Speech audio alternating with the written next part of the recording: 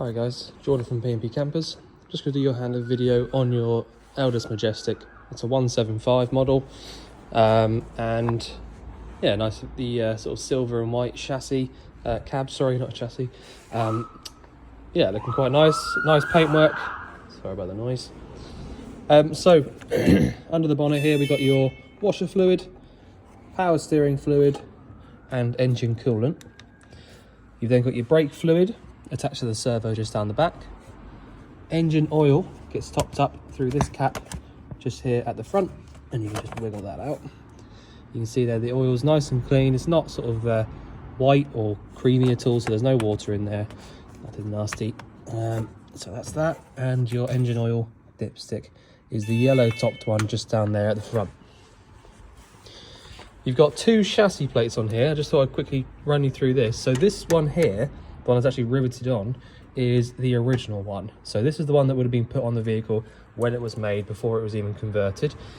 And this one just here, when it says Explorer Group, is the one that you need to actually go off. So this is the one that's been it's been changed to when it was converted to a motorhome by Elddis. So this is the one that you need to go off. The last thing really on these particular chassis is that you've got the engine battery sits under the floor in the cab, just in front of the passenger seat. So you've got a positive terminal for the engine battery here, underneath this little cap, and an earthing terminal or a negative terminal for it there. And it does say there, only for jump start. So basically, if you wanted to jump start the vehicle, positive, negative. So still on the near side, we've got your bonnet release handle just there. So that's how you actually release the bonnet. The engine battery itself, I did need to get in here for a couple of bits on the hab check, so that's why it's open. But I just thought I'd show you where that is. And your diesel filling point. So you need your ignition key to get into that and open that up. But that is where that is. Next carbon along, I'll just point a few things out to you. So when I was doing the habitation check, I noticed that there wasn't any charging between the engine and the leisure battery. So I have had to run another wire and put this little box in here just so that I could sort of join the wires up nice and neatly. So that's what this little box is just here, just so that you know. It's nice and solid, it's not going anywhere. But just thought I'd let you know what that is, because that wasn't here when you actually purchased the vehicle. You've got a couple of little fuses just here, which are both to do with the charging of, you know, the split charger, which I'll run you through in a minute. But that's what they're for. So that's not actually anything to do with the inside of the vehicle, really. The leisure battery sits just inside here, and your hookup point is this one here. So all nice and easy to get to. And you've got this little cutout here in the cupboard, which is a typical Elddis thing to do. And you can see there that you can actually open and close the cupboard completely with the hookup still attached, which is why they have that little divot there. If you wanted to take the leisure battery out, it is as simple as undoing this little strap here and pulling it out in the tray. So it's really nice and simple, easy to get out. But yeah, that's it really. So just here on the near side again, we've got these two vents just here. So these are both for your fridge. So if you ever needed to get to the burner or any of the electrical bits and pieces for the fridge, really you want to open up this little bottom one. When you open this one up, you'll see the burner, you'll see it's all there, nice and easy to get to. So that's what those vents are for there. You've then got this gas locker here, which is a really nice size. I personally quite like these lockers that open up widthways rather than most of the time they're sort of tall ones and skinny. So but I find these ones a lot easier to sort of maneuver the bottles in and out of. So all you need to know really is this is the regulator here. So this basically just regulates what pressure of the gas goes through this pipe down and into the vehicle. So you haven't got to do anything with this. All you have to do is turn the bottle on, which is anti-clockwise around to the left, and turning it off is clockwise around to the right. You need to turn it off before you start driving. That's the same on any motorhome. And when you come to actually replacing the bottle, all you need to do is get a spanner that fits that nut just there. Undo it from there and pop it onto your new bottle. Just give it a little nip up. That is all you have to do. At the back here, I have put the, I just want to quickly explain this. I have put these bike rack holders on for now. What I'm actually going to do is I'm going to take them off and put them back in the cupboard again. Reason being, when the van was purchased, there was actually a box, or when we got the van in, or previous owner, whichever, there was actually a box on the back here, which is why some of the parts are missing. So I'm going to leave it as it was, so that you can put a box on the back of it again if you want to. I just thought I'd explain that quickly. The reversing camera that was on here was a load of rubbish, to be honest. It wasn't working, and we quickly worked out that the reason for that was the quality of the system, really. So as soon as I started playing around with the wires, they all fell to pieces. So I have completely fitted a new camera system. So that's a brand new park safe camera. The wires run down nice and neatly down under the vehicle, cable tied up all the way along this near side, up and over in the cab. And I'll show you your system in the cab in just a minute when we get there, but I just thought I'd explain to you why we got a new camera on it. Toilet cassette locker. So this is the newer style Thetford toilet cassette. So when you have this brought out, all you need to know really is that you turn this handle round and empty it from here. And when you're actually physically emptying it, you need to hold down the little orange button there, which is like a little air pressure relief valve. In the future, you don't have to do this just yet, because I've actually done it on the hab check literally a few days ago. In the future, if I just pop this down here for a sec, the only thing you really need to keep on top of is this flap just here. So if I actually I'll just grab some quickly, just so I can show you. Don't mind the mess over there. So this rubber seal here, this is your lip seal. So basically what happens is when you push this cassette in, this flap here is normally in this position. You push the cassette in and the flap gets pushed back like this. When you have pushed it all the way in, you'll see that when you actually open up the flap inside on the actual toilet itself, it basically just turns this dial here, which does this. So it just opens up that flap. So if you don't lubricate it with a silicone lubricant or something like this, just like that. I'm only doing this because I saw that it was still a little bit dry. If you don't do that every now and again, when you push this cassette in, this flap here will not move and it will break. All right, so if this doesn't move out to the back, basically you're just going to be doing this, but it will be covered up by this flap, so it won't work. So it's important to get some kind of lubricant like this, and just every once in a while lubricate this seal here. And in fact, if you can, just do the tops here where you can see it runs underneath these channels. Just lubricate those. It's always just handy, to be honest, with a motorhome. Get yourself some of this stuff. It doesn't have to be Sealy, just be any brand. Get yourself some silicone lubricant. It's really helpful.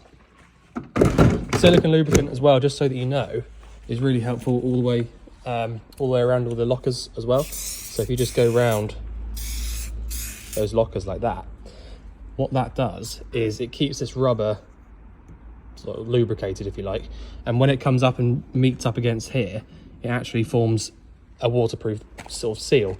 But if you don't do that, after a couple of years or so, that will get dry, and any kind of water that goes towards it, it will just go through and then start filling up this locker and give you sort of damp problems. So again, this stuff is a bit of a godsend, really. You know, keep hold of some of that. But that's it. So you saw there, I just literally pushed the cassette all the way back in until this little bit goes over this little flap. You've got a fresh water flush system, so you haven't got to worry about any separate flush fluids or anything like that. It's all just there. And that's it. So I'll just pop this back one sec.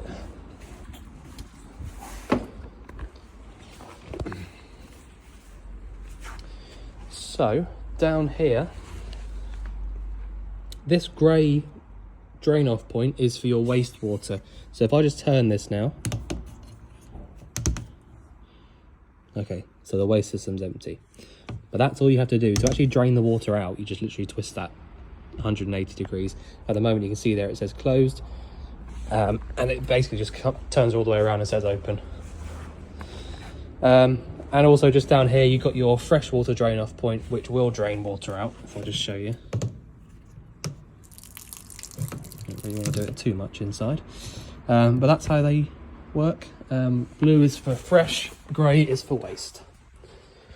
This point just here is your freshwater inlet, so if I just push in and round to the left, that opens that up. In and round to the right until it stops. That's now stopped, and then you can put your key in, which is the yellow key, or the key with the yellow bit on it. Pop that in, just turn it whichever way it will go and take the key out.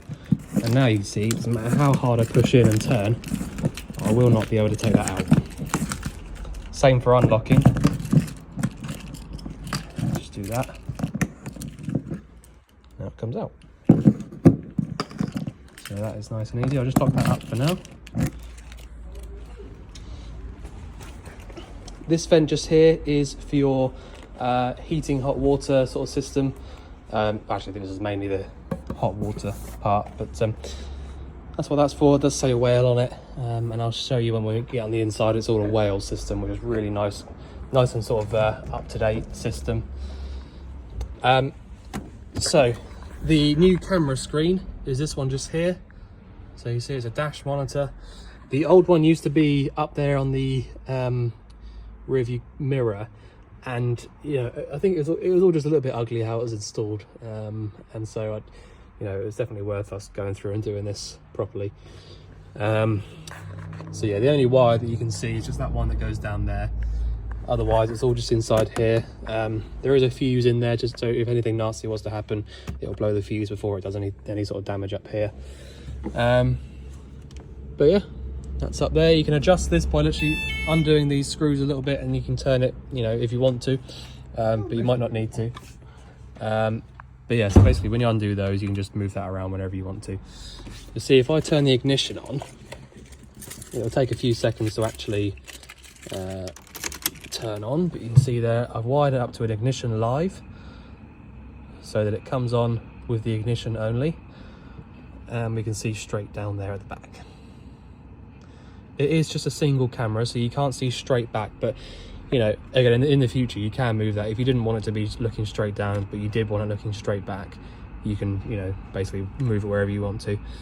But that's that. So you'll see when I turn this ignition off, camera turns off as well.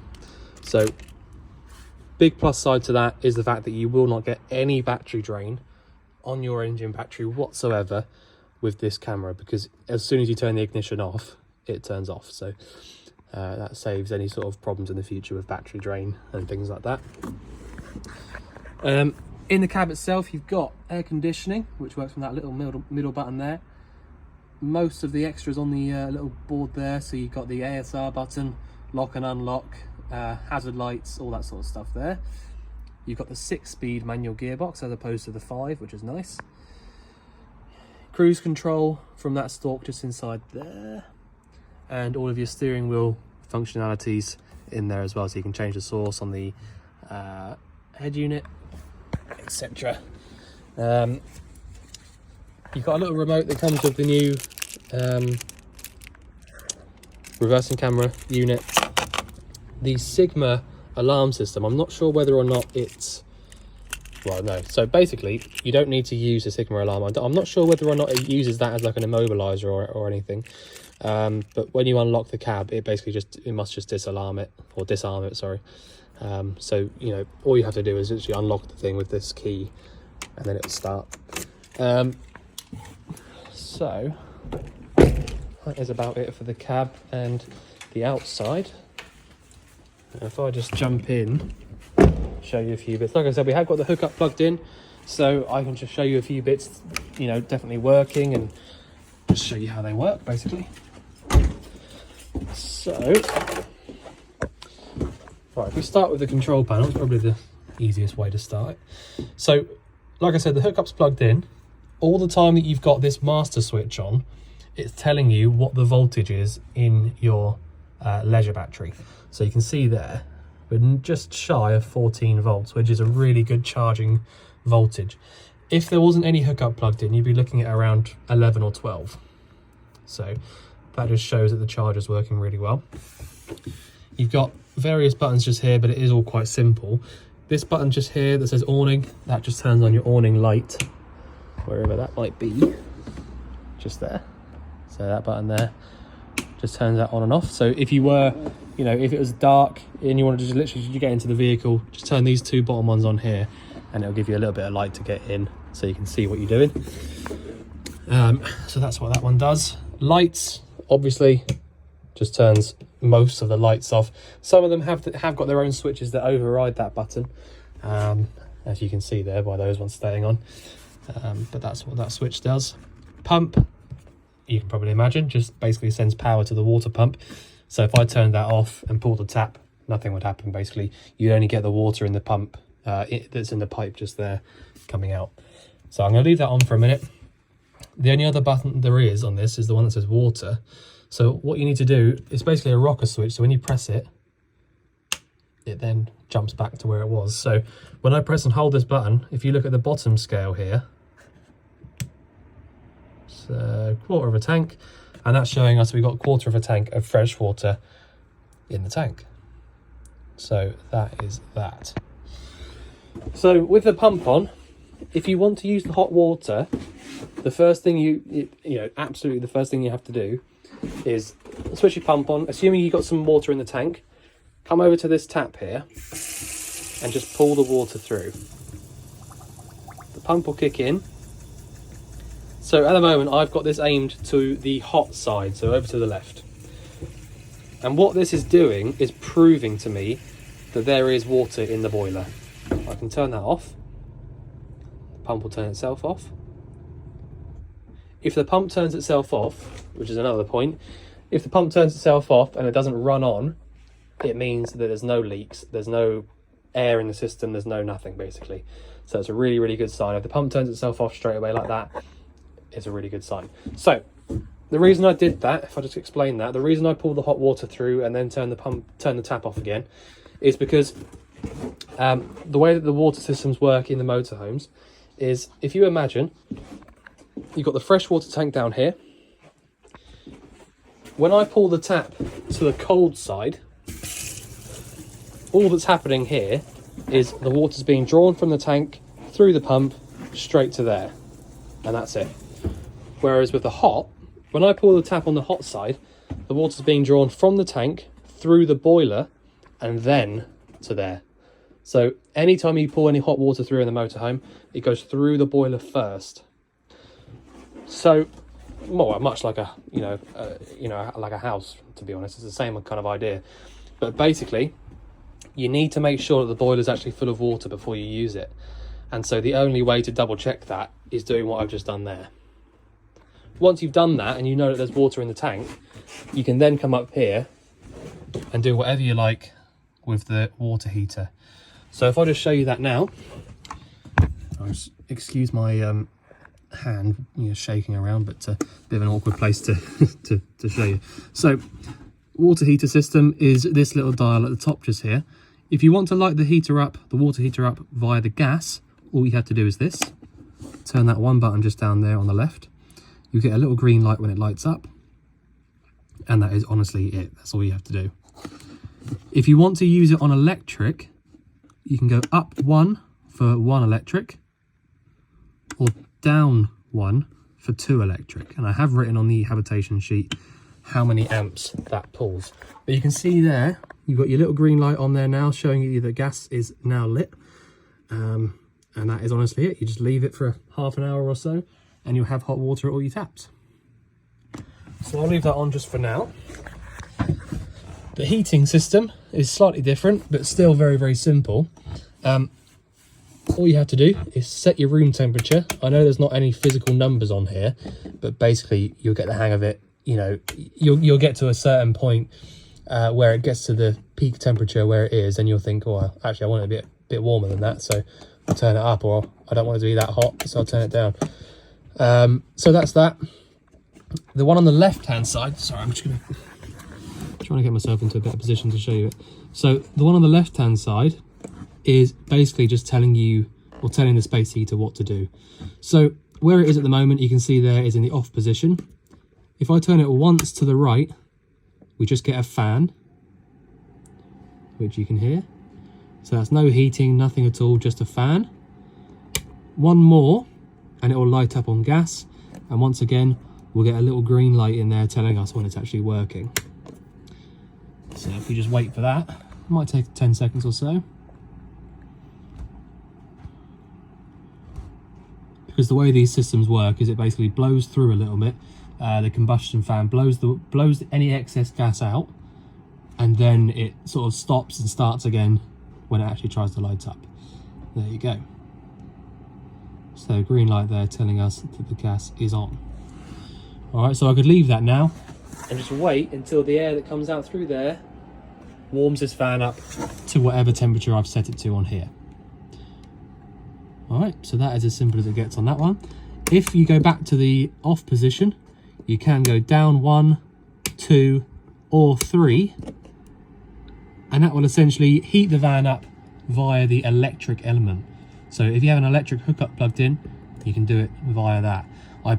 I'm not sure whether or not I wrote it on the habitation sheet or not, but I wouldn't recommend using it on 3 because it does use quite a lot of power. I think it tends to draw something like 9 amps or something if you use it on 3 here. If you imagine, if you're plugged into a 10 amp pole at a campsite and you turn that onto 3, you're going to be drawing next to the absolute maximum that pole can give you. So as soon as you do anything else, like if you turn the fridge on mains, or you know, anything at all, especially that hob ring up there, that draws quite a lot of power. If you try and do anything at all when it's on 3, you're probably going to trip the post that you're plugged into. So if I was you, leave it on 1 or 2. If you do want to use it on the mains, just leave it on 1 or 2. If you are in a massive hurry for heating, which to be honest, I don't think you're very rarely going to have to use this, but if you did have access to the gas and the electric, you can go all the way down to the bottom, which is gas and 2 electric. Okay, but to be completely honest, for the most part, you're probably going to be over here to the right, lit up on gas. Because to be fair, if you don't use the gas on the water heater up there and the heating system every once in a while, it will get a little bit clogged up with sort of spider webs and dirt. So it's a good idea to use that as often as you can, but also it's kind of the most efficient and quick way of getting the hot water done and getting the van warmed up. So, you know, like I said, 9 times out of 10 people will be using the gas. So for the minute, I'm going to turn these both off. So that's the water heater off, and that is the heating system off. If you wanted a TV in here, I would recommend popping it on this bracket that's already here, mainly due to the fact that, well, it's a good position to have it in because of where the seats are, but also you've got this mains point, 12 volt point and aerial point just here that is all hooked up. So it just kind of makes sense to plug it all in here. In the cupboard above, just on that point, you have got a couple of bits and pieces that I don't know if you'll know about or not.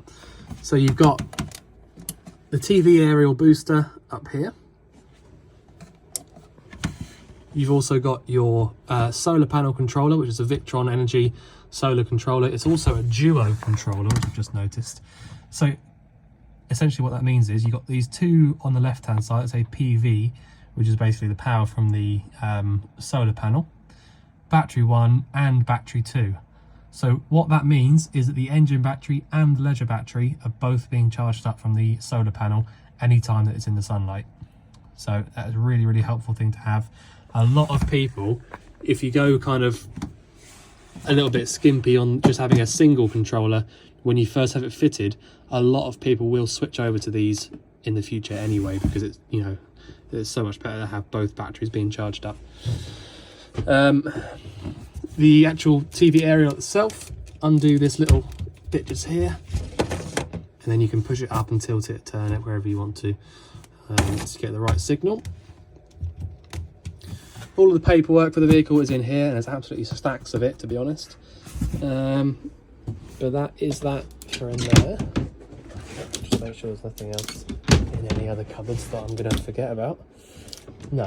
Okay, so heating and hot water systems just there. The microwave has got an isolator switch just here. So when you turn that switch off there, obviously when you have a hookup plugged in, that light will go off when you turn that isolator off and it'll stop working. But standard sort of microwave, it's, you know, simple stuff really. So the fridge, it's a nice new fridge. The way that it works, when I press this one button on here, it will come up briefly showing you what's happening on it. So you just kind of have to, kind of awkward to show you it, but if you want to use this button you can do, but it's easier just to press this one and it'll come up here showing you what's going on. So when I've pressed that button just there, it's come up saying we're lit up on gas and we're on number 5. So that's perfect. All right, so if I press that again, I'll press and hold it now until the gas symbol starts flashing. I can then go through and decide which sort of functionality I want the fridge to work on. So at the moment, I've either got the mains cable, because I've got the mains plugged in, or I've got gas, because I've got the gas switched on. So for the minute, I want to switch over to mains. I can then choose the temperature, and that's it, that's on. Okay. The other way you can do it is use the A button, which means automatic. And you can see there straight away, when I clicked on that, it's always got this A on it now because it's in automatic mode, but it also tells you what sort of energy it's chosen. So it's chosen electric because really, when you have an electric hookup plugged in, the most efficient way to get these fridges cold is the electric. If you do have access to the mains, it's the electric is the best way to do it. If I didn't have the mains cable plugged in, what that would have done when I chose A is it would have tried for the mains, wouldn't have been able to work, and then it would have tried for the gas and it would have worked. So it would have chosen gas. Okay. The only other function this fridge has is 12 volt. And if I show you, when I choose 12 volt here, after a few seconds, it will start to flash at me and tell me I can't use it. So there you go. Little red light in there, which is telling you there's a failure. So the reason this is happening, so if I switch back over now to mains, the reason that happened is, and this is what I was telling you I was going to explain to you when I was outside. When you start the engine up, what happens is the alternator under the bonnet there gets turned over by the engine and then in turn charges the engine battery, just like any van or car does. The difference is with a motorhome is that you've got a couple of wires that come from that engine battery, through to the leisure, which is outside like I showed you, and also a wire that comes up to the fridge, so that all the time that you're driving, the leisure battery is also being charged up via the engine, and you can also keep the fridge cold via the engine. Okay, so the reason you have to have that, if you think about it, is that you can't have a mains cable plugged into the vehicle, so you can't use mains when you're driving, and you can't have the gas left on. So the only way to keep the fridge cold once you've already pre-cooled it before you leave is the 12 volt.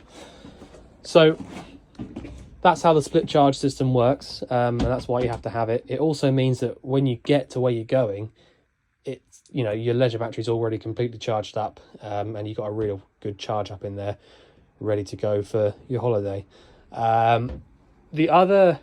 The thing I want to just point out as well, the reason I had to use that box down there, and the reason it was so important for me to do that, was because what will happen is when you start the engine, if the split charger there isn't working, like it wasn't, when you start the engine up and use this fridge on 12 volt, because the fridge was still working on 12 volt, essentially what would happen is you'd end up draining out the leisure battery there after a certain amount of time when you're driving. So it's really important that you got that split charger working. So I've run a couple of new wires with a new fuse and it's all working really nicely now, so you haven't got to worry about that at all. So that's how you use that. So like I said, you have to pre-cool the fridge first, either via the electric or the gas, and then once you've done that, you can switch over to 12 volt when your engine's started and you're driving. But for now, I'm going to turn the fridge off. This cupboard down here, we've got a a gas isolator for the fridge.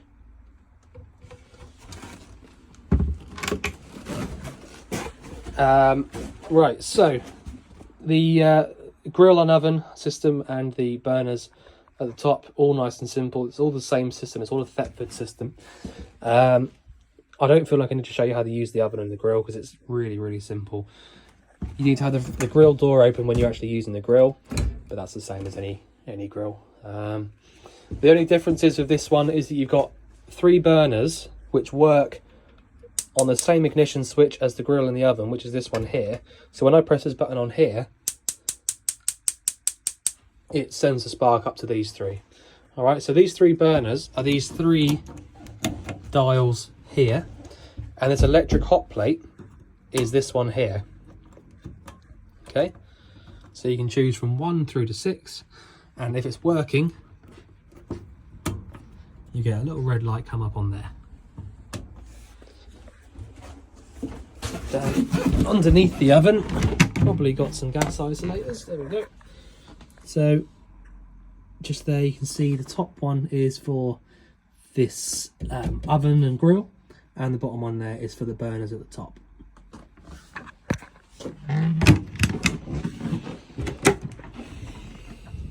Nothing to show you in there. Okay, so you've got a little place for the table in there. So I'll just run you through a couple of things in the bathroom. So please don't mind my mess in here, I will tidy that up. So in the shower, unfortunately, I did have to use a little bit. I know it's not the prettiest thing in the world, but there was some cracks starting to form, basically near to where the screws are, I think. And the reason I've had to do this is because these things, to be fair, are quite brittle.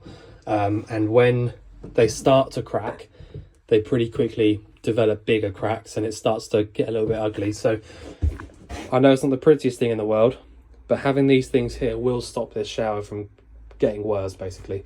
So I've done those there. There's also a little bit up here, which you can't see so easily, but there was a bit of a crack forming in there. So like I said, because it's so brittle, it does just do it anyway. There's not a huge amount you can do. There was one forming at the back here. So I'm hoping that what I've done there should stop any sort of more cracks forming, and those ones that are already there, that should stop it from getting any worse. But obviously let us know if it does get any worse, but I think it'll be fine now. But that's why they're there, just so that you know. Also, I've had to run this little piece of trunking all the way across here. I measured it up nicely so it's kind of, you know, completely touching both sides, so it's nice and neat, as best I could, so that we covered up where the wires come in for the reversing camera. Otherwise, I don't think I made any other mess. Basically, I've sorted out this this bit just here. Again, unfortunately, I have had to put a couple of screws in here because for whatever reason, I'm not sure why it was, but when I actually took this off, this was completely out of shape, and I couldn't do anything to sort of get it to form back into the right shape again. So I just thought, right, stop that happening ever again, put some screws in it and put nice little caps on them. So hopefully you're happy with that. Otherwise, the only thing I really want to show you in the bathroom is the toilet. So like I was showing you outside, you've got the flap just there. So once I push that cassette back in, like I have done now, you can see there that that flap that I showed you has moved out of the way, and now all we can see is the little black turning bit inside. So when I open this flap just here, like that, all that's happening is I'm turning that little orange dial like I showed you on the top of it. All right, so leaving it closed whilst you actually go to the toilet, or you can leave it open, you know, it's up to you really. You've got a flush button just here at the top, and then drain it into the cassette like that. Make sure that you close it back over again once you've finished, because if you don't close it back over, you will not be able to take the cassette out from outside, because it will be locked in position. So that is that. I think I've pretty much shown you everything I can really. don't think there's much else to actually show you. So if there's anything you think I've missed out or anything you'd like going over again, just let us know. But otherwise, I look forward to seeing you soon to collect your van. Thanks very much.